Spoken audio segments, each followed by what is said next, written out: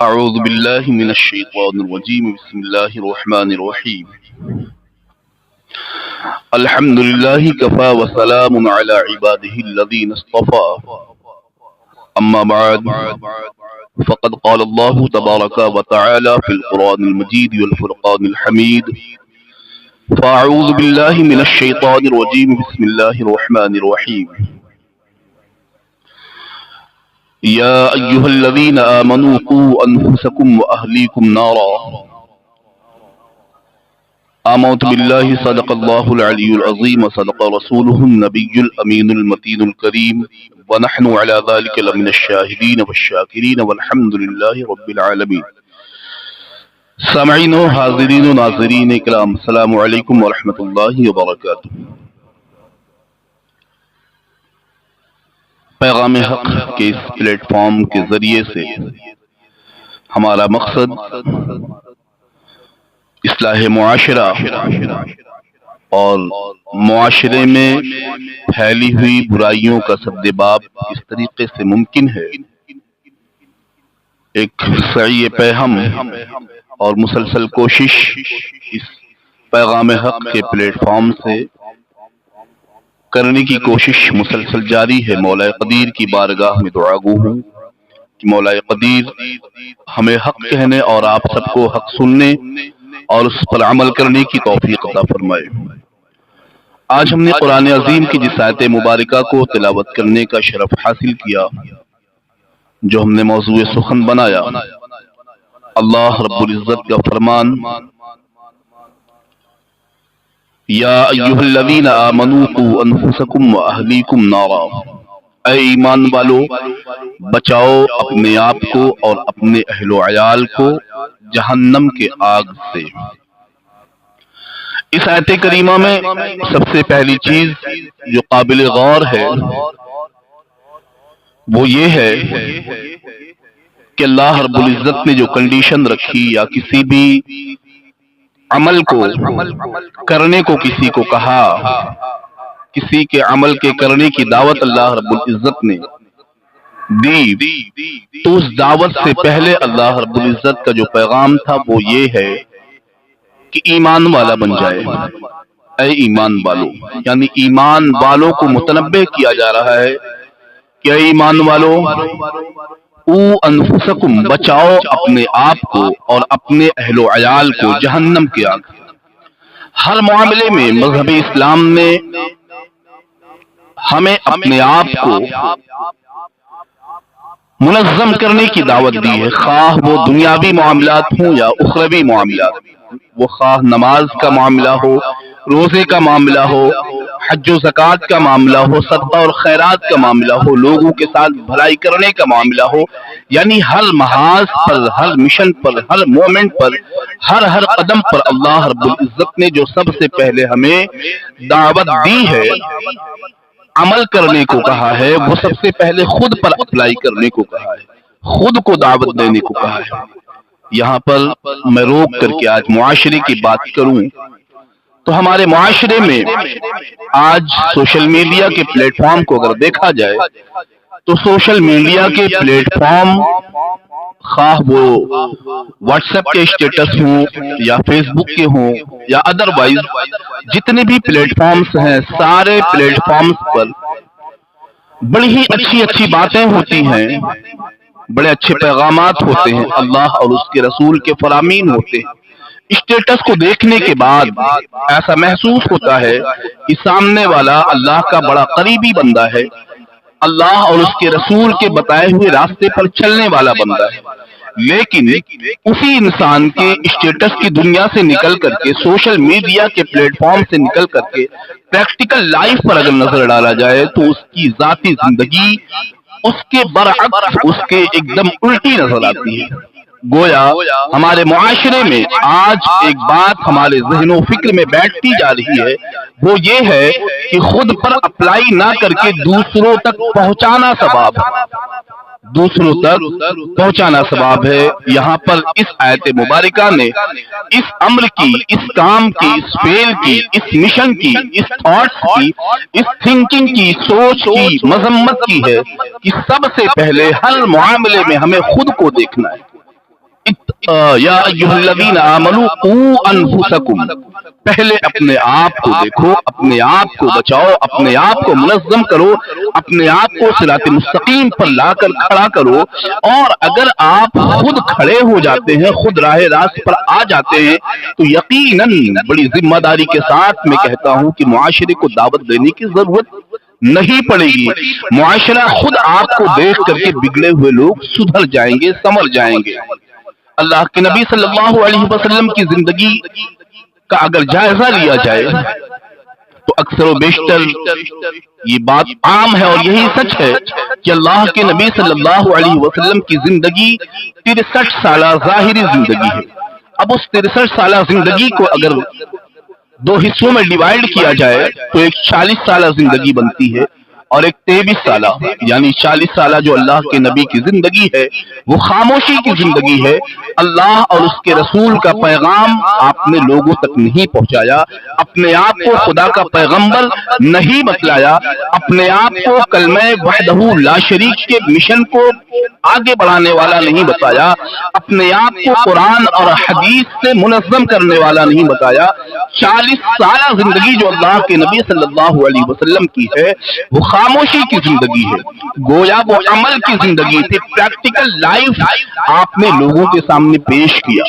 फिर 23 साला जो जिंदगी है वो अल्लाह के नबी सल्लल्लाहु अलैहि वसल्लम ने अपने आप को ऐलान किया, लोगों के सामने परफॉर्म किया कि खुदा का भेजा हुआ पैगंबर हूं मैं। हमारा मकसद ये है, हमारा मिशन ये है, खुदाए वहदहू ला शरीक को एक कहना है, हमें जन्नत की राह दिखाना है, दोज़ख की राह से आप लोगों को बचाना है। सारी चीजें अल्लाह के नबी सल्लल्लाहु अलैहि वसल्लम ने जो लोगों में ऐलान किया, लोगों पर जो अपनी बात रखी, लोगों तक जो अपना पैगाम पहुंचाया, वो 23 साला जिंदगी है। बात यहाँ पर वाज़ेह हो जाती है कि 40 साला जो जिंदगी है वो 23 साला जिंदगी से ज्यादा है। गोया आज का जमाना हो या कोई भी जमाना हो या दुनियावी मामला हो या दीनी मामला हो, हर मामले में हमें प्रैक्टिकल जरूरी है। प्रैक्टिकल लाइफ यानी हम जो कह रहे हैं ना, उस बात को कहने से पहले अपने आप पर अप्लाई करें, अपने आप पर नाफिज करें। आज अगर हम मुआशरे की इस्लाह की बात बाद में करें, सबसे पहले हम अपनी बात कर रहे हैं कि अपनी सगी औलाद को अगर हम कोई दावत देते हैं और खुद उस पर अगर आमिल नहीं होते तो हमारी अपनी जनी हुई औलाद हमको पलट कर जवाब देती है और सवाल करती है कि आप खुद आमिल नहीं हैं और हमें अमल की दावत दे रहे हैं। तो बात वाज़ेह हो जाती है कुरान का जो पैगाम कि हर मामले में हमें सबसे पहले खुद को देखना है, खुद पर वो चीज नाफिज करना है, खुद को दावत दीन अपने ऊपर देना है, अपने आप को देना है। क़ू अनफुसकुम व अहलीकुम नारा, इस आयत मुबारका में जो तीसरा जुज़ है, पहला जुज़ तो ईमान वाला कि ईमान वाला हो जाओ, ईमान वाला होने के बाद अपने आप को दावत दो, फिर उसके बाद क़ू अनफुसकुम व अहलीकुम नारा, अपने आप को और अपने अहलो अयाल को यानी खुद पर नाफिज करो, फिर उसके बाद अपने अहलो अयाल यानी अपने बाल बच्चों को, अपने खानदान को, अपने कबीले को दावत दो।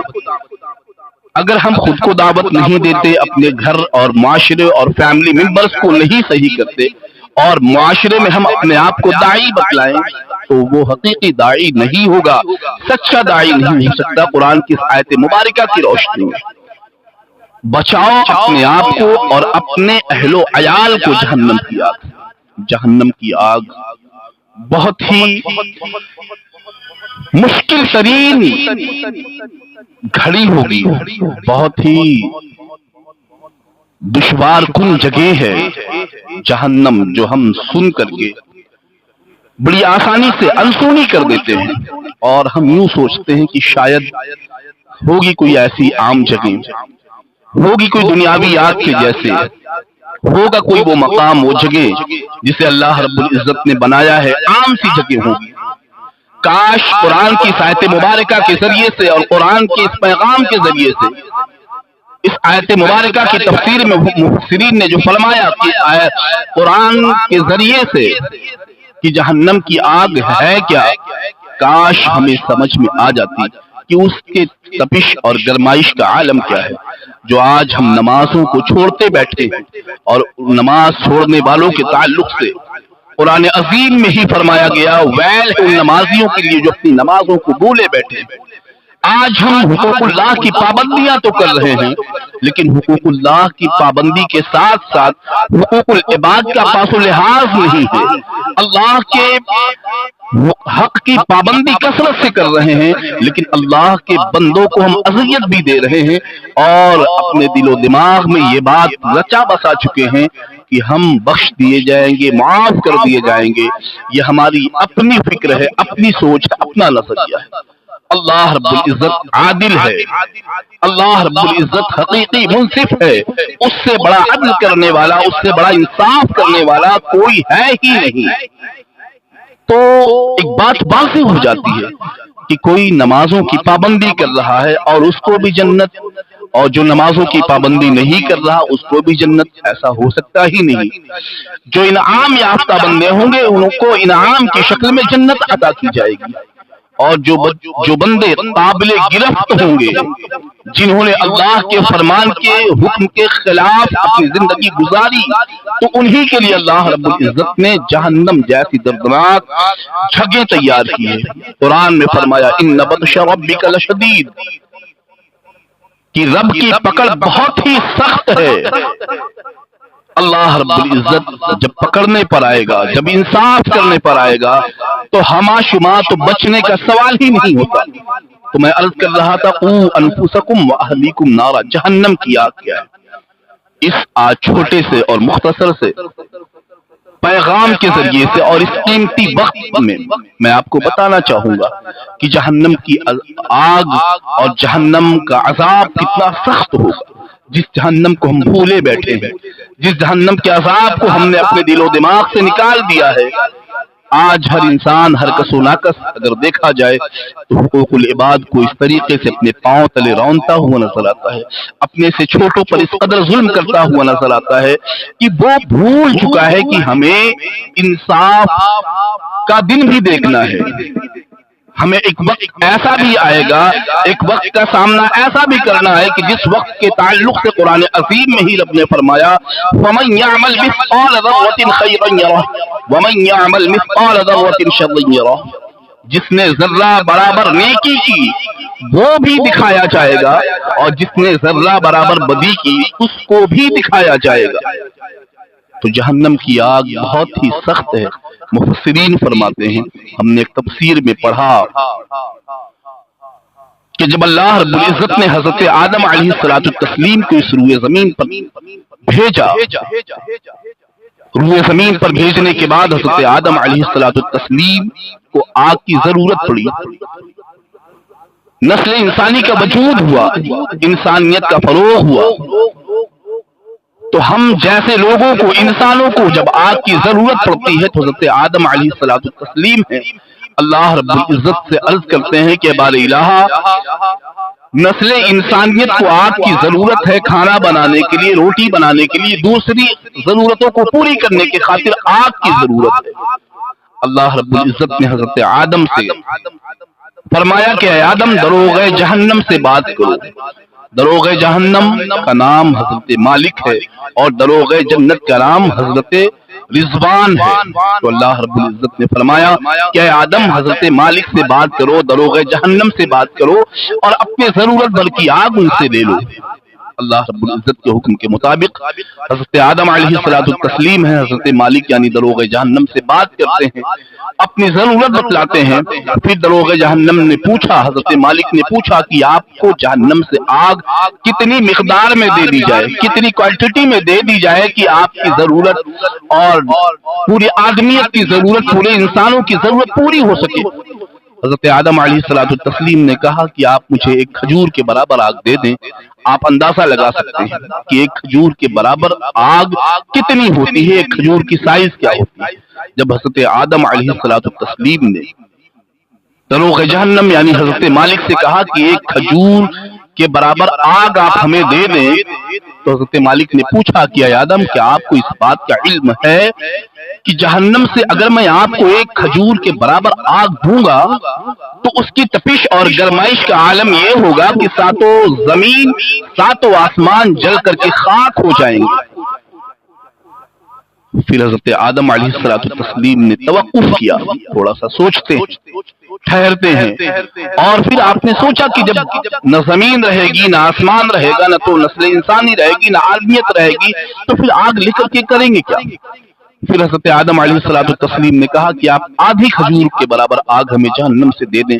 ہم اپنی ضرورت کو پوری کریں گے۔ پھر دروغ جہنم یعنی حضرت مالک نے پوچھا کہ اے آدم، آپ کو معلوم ہے، اس بات کا علم ہے کہ جہنم سے آگ اگر آدھی کھجور کے برابر دے دی جائے تو اس کی تپش اور گرمائش کا عالم کیا ہوگا؟ آپ نے پھر کہا نہیں۔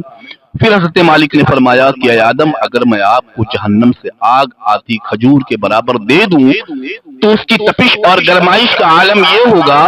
کہ قیامت تک روئے زمین سے کبھی سبزہ نہیں اگے گا اور آسمان سے ابر باران کا نزول نہیں ہوگا۔ اللہ اکبر کبیرہ، ذرا سا سوچیں، آدھی کھجور کے برابر آگ کی تپش اور گرمائش۔ حضرت مالک کس وقت کہہ رہے ہیں؟ جس وقت دنیا وجود میں آئی، نسل انسانیت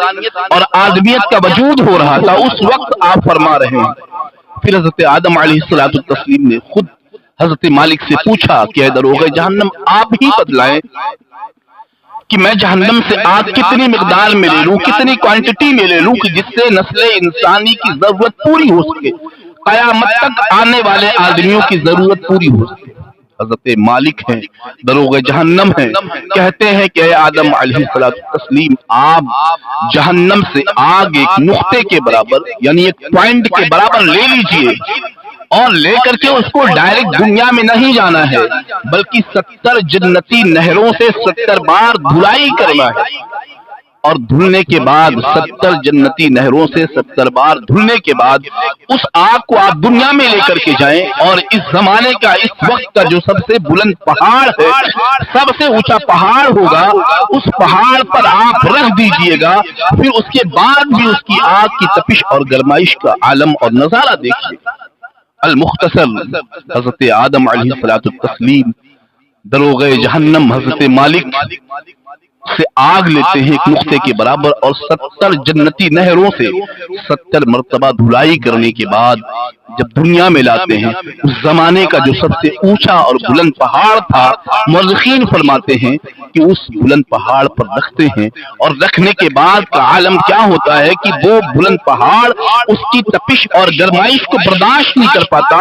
اور مورخین فرماتے ہیں، تاریخ نگاروں نے لکھا ہے، مفسرین نے لکھا ہے کہ وہ آگ جو جہنم سے آئی تھی ایک نقطے ایک پوائنٹ کے برابر، وہ واپس جہنم میں چلی گئی، اور جو بچا پہاڑ کا راکھ بچتا ہے، یعنی جو ایک نقطے کے برابر آگ جہنم سے آئی تھی واپس جہنم میں چلی گئی، صرف اس آگ کا بچا ہوا جو راکھ کا حصہ تھا، پہاڑ جو جل کر کے خاک ہو گیا تھا، مفسرین فرماتے ہیں کہ قیامت تک وہی آگ استعمال ہو رہی ہے اور ہوتی رہے گی۔ جب سے دنیا کا وجود عمل میں آیا، صرف ایک پوائنٹ کے برابر، ایک نقطے کے برابر آگ جہنم سے لائی گئی، اور آج ذرا سا ہم محسوس کریں کہ جو آگ ہم روزمرہ اپنے استعمال میں لاتے ہیں، اپنی ضرورت میں لاتے ہیں، اس کی تپش اور گرمائش کو ہم برداشت نہیں کر سکتے، تو اس جہنم کی آگ کو کیسے برداشت کریں گے؟ ذرا سا سوچیں اور اپنا احتساب کریں، اپنے آپ کو منظم کریں، اپنے آپ کو حقوق اللہ سے جوڑیں، ذکر اللہ سے جوڑیں، اللہ اور اس کے رسول کے فرامین سے جوڑیں۔ اور آج زمانہ ہم سے پیغام نہیں مانگ رہا، ہم سے قرآن اور حدیث کی باتیں نہیں مانگ رہا، عمل مانگ رہا ہے۔ ہمیں اپنے آپ کو منظم کرنا ہوگا، عمل کے میدان میں اپنے آپ کو اتارنا ہوگا۔ یقیناً اگر ہم نے اپنے آپ کو عمل کے میدان میں اتارا تو زمانہ ہمارا ہوگا، دنیا ہماری ہوگی، آخرت ہماری ہوگی، جنت ہماری ہوگی، جنت کی نعمتیں ہماری ہوگی۔ اللہ رب العزت نے جو وعدے انعام کے شکل میں کیے ہیں، وہ وعدے وہ انعام بھی ہمارا ہوگا، سب کچھ ہمارا ہوگا، بس شرط ہے کیا یا ایھا الذین آمنو، ہم ایمان والے بن جائیں۔ ایمان والے بننے کے بعد اپنے آپ کو اللہ رب العزت نے جو واعتصموا بحبل اللہ کہا ہے، اللہ کی رسی کو مضبوطی سے پکڑنے کا جو حکم دیا ہے، یقیناً اگر ہم نے اس رسی کو مضبوطی سے پکڑ لیا، شریعت کو یعنی اپنی زندگی کو اللہ اور اس کے رسول کے فرامین کے مطابق اگر ہم نے گزارنا شروع کر دیا تو یقیناً جو وعدہ ہے جنت نعیم کا، جو وعدہ ہے جنتی نہروں کا، جو وعدہ ہے حور و غلمان کا، جو وعدہ ہے اللہ رب العزت کا ایک اعلیٰ مقام کا، ایک اعلیٰ جگہ کا، جو ہماری سوچ اور فکر سے کہیں زیادہ بلند ہے، وہ وعدہ اللہ رب العزت ضرور پورا کرے گا اور ہمیں اس جنت نعیم جیسی جگہ کو عطا فرمائے گا۔ تو آج کے اس پیغام سے اور اس پیغام حق کے پلیٹ فارم کے ذریعے سے میں آپ کو پیغام دینا چاہتا ہوں کہ جو باتیں،